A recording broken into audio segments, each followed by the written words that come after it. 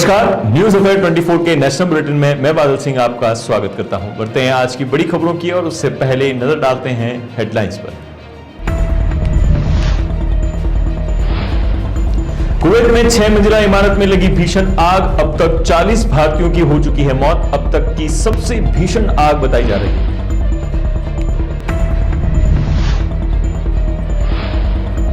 घाटी में बाज नहीं आ रहे आतंकी, सेना ने 2 को ढेर किया, हमारा एम जवान हुआ शहीद।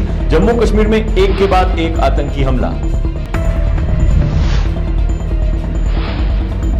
आइसक्रीम कोन में निकली इंसानी उंगली, महिला ने ऑनलाइन ऑर्डर की थी आइसक्रीम। मुंबई के मलाड इलाके का मामला।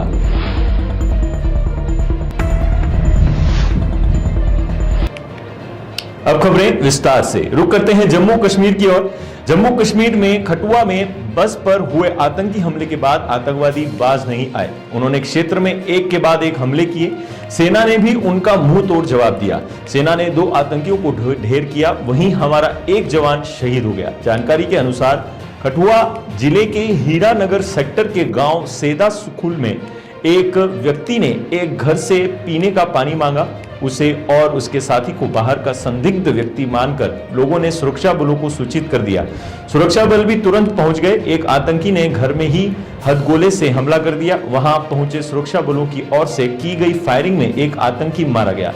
अन्य साथी भागे तो उसका पीछा किए जाने के बाद रात भर और सुबह भी मुठभेड़ जारी थी। भागते आतंकी ने एक डीआईजी की गाड़ी पर भी फायरिंग की। वहीं हीरानगर सेक्टर में हुई मुठभेड़ में सीआरपीएफ का एक जवान घायल हो गया, बाद में उनकी मौत हो गई। उधर जम्मू संभाग के ही डोडा जिले में छतरनाल चेकपोस्ट पर भी आतंकियों ने ताबड़तोड़ गोलियां चलाई। घटना में राष्ट्रीय राइफल के 5 जवानों और एक एपीओ के घायल होने की खबर है। वहां भी आतंकियों का पीछा करने के बाद मुठभेड़ हो रही थी।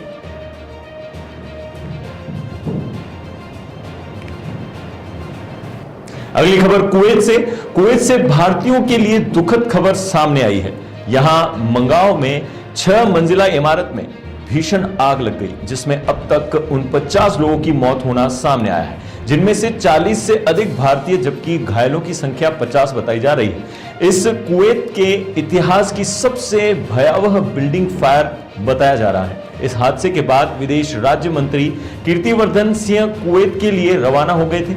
जानकारी के अनुसार आग प्रवासी मजदूरों की एक रिहायशी बिल्डिंग में उस समय लगी जब अधिकतम लोग सो रहे थे। इस बिल्डिंग में 196 लोग रहते थे, जिन्हें आग लगने के बाद संभलने का मौका भी नहीं मिला।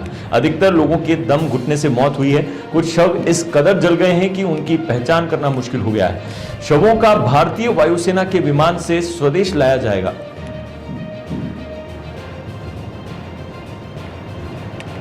अगली खबर ओडिशा से। ओडिशा में पहली बार भाजपा सरकार बनी और मुख्यमंत्री मोहन चरण मांझी ने शपथ ली।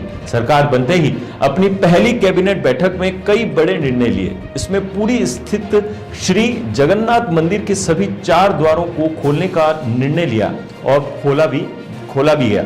मुख्यमंत्री ने कहा कि सभी मंदिरों के द्वार खोलना भाजपा के चुनाव घोषणा पत्र का एक वादा था और द्वार बंद होने से श्रद्धालुओं को परेशानी का सामना करना पड़ रहा था। साथ ही मांझी ने कहा कि राज्य सरकार धान का न्यूनतम समर्थन मूल्य बढ़ाकर 3100 रुपए प्रति क्विंटल करने के प्रस्ताव पर अमल के लिए बहुत जल्द एक समिति गठित की जाएगी। नई सरकार 100 दिन के अंदर सुभद्रा योजना लागू करेगी, जिसके तहत महिलाओं को 50,000 रुपए का नगद वाउचर मिलेगा। मुख्यमंत्री ने कहा कि विभागों को सुभद्रा योजना के कार्यान्वयन के लिए दिशा निर्देश और रूपरेखा तैयार करने को कहा गया है।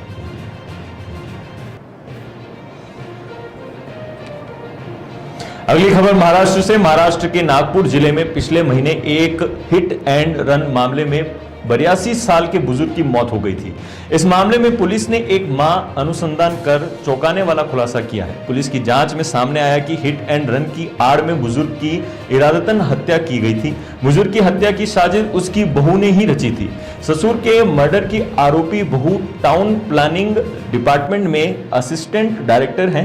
पूरा मामला 300 करोड़ रुपए की प्रॉपर्टी का है, जिसे हड़पने के लिए बहू ने हत्या करवाई। आरोपी का नाम अर्चना मनीष पुट्टेवार है, जो गढ़चिरौली के टाउन प्लानिंग डिपार्टमेंट में असिस्टेंट डायरेक्टर है और पति डॉक्टर। आरोपी बहू ने हत्या के लिए सार्थक बागड़े नाम के ड्राइवर को 1 करोड़ रुपए की सुपारी दी थी, जिसके लिए नई कार भी खरीदी थी। इस मामले में 3 आरोपियों को भी गिरफ्तार किया जा चुका है।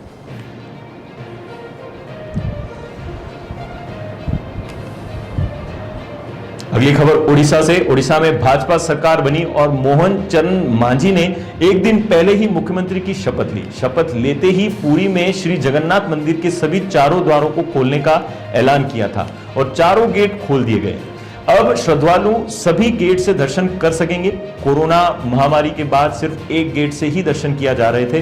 गेट खोलने के इस मौके पर मुख्यमंत्री मोहन चरण मांझी ने जगन्नाथ मंदिर में पूजा अर्चना की। उड़ीसा के मंत्री सूर्यवंशी सूरज ने कहा कि चुनाव के दौरान हमने कहा था कि हम सभी 4 द्वार फिर से खोलेंगे। मंदिर के सभी 4 द्वार आज खुले। सीएम सहित मंत्रिपरिषद के सभी सदस्य यहां मौजूद रहे। विकास परियोजनाओं के लिए 500 करोड़ रुपए के कार्प्स फंड की भी घोषणा की गई है। रुक करते हैं अमेरिका की ओर। अमेरिका में चल रहे T20 वर्ल्ड कप 2024 के 25वें मुकाबले में टीम इंडिया ने लगातार तीसरी जीत अपने नाम की है। अमेरिका को हराकर टीम इंडिया ने सुपर 8 के लिए क्वालिफाई कर लिया है। इस जीत के साथ टीम इंडिया ने सुपर 8 में ऑस्ट्रेलिया के खिलाफ अपना मुकाबला तय कर लिया है, क्योंकि अन्य ग्रुप में खेल रही ऑस्ट्रेलिया ने भी सुपर 8 के लिए क्वालिफाई किया है। हालांकि भारतीय टीम सुपर 8 का आखिरी मुकाबला ऑस्ट्रेलिया के खिलाफ खेलेगी। उससे पहले सुपर 8 में 2 मैच और खेलेगी। वहीं इस मैच ने सूर्य कुमार यादव अपनी फॉर्म में लौट आए हैं। उन्होंने मुश्किल हालात में 49 गेंदों पर 50 रन नॉट आउट बनाए। सूर्य कुमार यादव इसी शानदार पारी के बाद अमेरिकी खिलाड़ी सौरभ नेत्रावलकर ने पोस्ट किया है कि जो वायरल हो रहा है। सौरभ नेत्रावलकर ने अपने पोस्ट में लिखा है, well played my brother. Saurabh Netravalkar और सूर्य कुमार यादव अच्छे दोस्त हैं। दोनों लंबे वक्त तक मुंबई के लिए खेलते रहे हैं।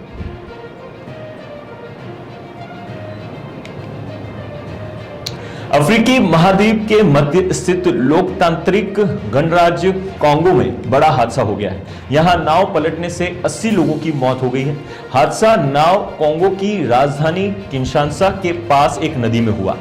उस समय नाव में 270 से अधिक सवार थे। कांगो के राष्ट्रपति फेलिक्स त्सेकेदी के ऑफिस ने सोशल मीडिया पर इसकी जानकारी दी। उन्होंने लिखा कि माई एंडोबे प्रांत में मूशी शहर से 70 किलोमीटर दूर क्वा नदी पर दुर्घटना हुई। इसमें अब तक 80 से अधिक लोगों की मौत का पता चला है। राष्ट्रपति ने पीड़ितों के परिवारों को और प्रियजनों के प्रति अपनी संवेदना व्यक्त की है। उन्होंने संबंधित अधिकारियों को जरूरी मदद पहुंचाने के निर्देश दिया है।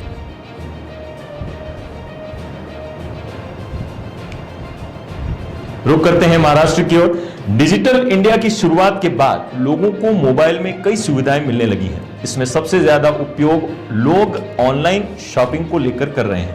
अगर आप भी ऑनलाइन वस्तुएं ऑर्डर कर रहे हैं तो यह खबर जरूर देखें। दरअसल महाराष्ट्र के मलाड से बेहद चौंकाने वाला मामला सामने आया है। मीडिया रिपोर्ट्स के अनुसार यहां एक महिला ने ऑनलाइन आइसक्रीम ऑर्डर की थी। आइसक्रीम कोन के अंदर महिला को इंसान की एक कटी हुई उंगली मिली। महिला ने उसकी जानकारी पुलिस को दी है। पुलिस ने प्राथमिक जांच के अनुसार कहा कि आइसक्रीम कोन में इंसानी अंग है। इसी और पुख्ता करने के लिए आइसक्रीम में मिली इंसानी अंग को एफएसएल में भेजा है।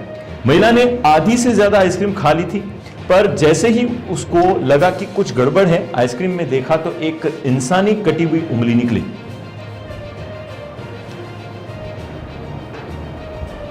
ये थी अब तक की बड़ी खबरें। आगे की खबरों के लिए बने रहिए न्यूज़ अफेयर 24 पर। नमस्कार।